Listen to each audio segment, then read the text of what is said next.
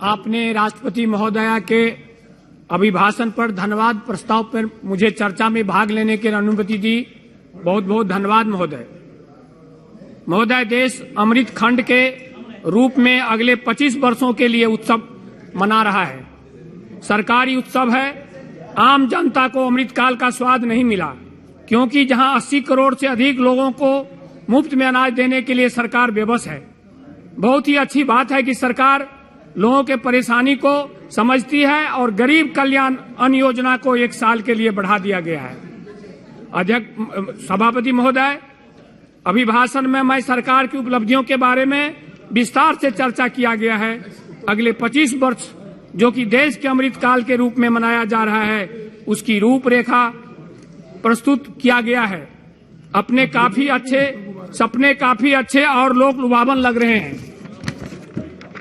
महोदय, नारी शक्ति की बात हो रही है, तो मैं यह बोलना चाहूंगा कि कोई भी देश तब तक तरक्की नहीं कर सकता है जब तक कि उस देश का समाज उन्नत नहीं होगा, और कोई भी समाज उन्नत तब ही नहीं हो सकता जब तक समाज की आधी आबादी यानी स्त्रियां स्वयं सेल्फ इंडिपेंडेंट, सुशिक्षित और सबल नहीं हो जाती।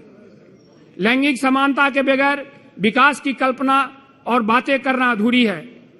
अतः हमें नारी शक्ति को भी एक समान अवसर प्रदान करना होगा। बात चाहे सामाजिक, आर्थिक या पारिवारिक अधिकार की हो, शिक्षा की, अधिक समानता की या राजनीतिक अवसर की बात हो, तो हमें नारी शक्ति का सम्मान देना होगा तथा नारी सशक्तिकरण के लिए आगे आना होगा। आज महिलाएं अपने आप को सुरक्षित महसूस नहीं कर रही है। क्या कारण है कि हमारे देश के महिला खिलाड़ियों को धरने प्रदर्शन पर बैठना पड़ता है? उनका यौन शोषण होता है, किंतु सरकार कोई भी कार्रवाई करने से बचती है। बीते दिनों हमारे बहु बेटियों, बच्चियों और महिलाओं के प्रति गंभीर अपराध की घटनाएं हो रही है। अतः समाज में बदलाव लाने के लिए सरकार को ही जागरूकता लाने का उपाय सोचने होंगे। महोदय, वर्ष 1993 में संविधान में 73वें और 74वें संशोधन के तहत पंचायतों तथा नगर पालिकाओं में 1/3 सीटें आरक्षित की गई, परंतु हाल के दिनों में महिला आरक्षण पर साजिश की जा रही है। अतः सरकार को महिला सशक्तिकरण के लिए आगे आना होगा। क्योंकि महिला कोमल है, कमजोर नहीं। शक्ति का नाम ही नारी है। जग को जीवन देने वाली मौत ही तुम्हारी है। आज बेरोजगारी चरम सीमा पर है। युवाएं रोजगार की तलाश में भटक रहे हैं।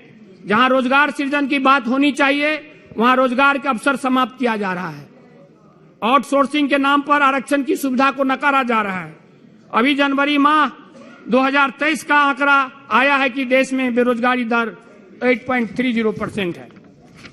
देश में सभी दैनिक उपयोग की वस्तुओं के दाम आसमान छू रहे हैं।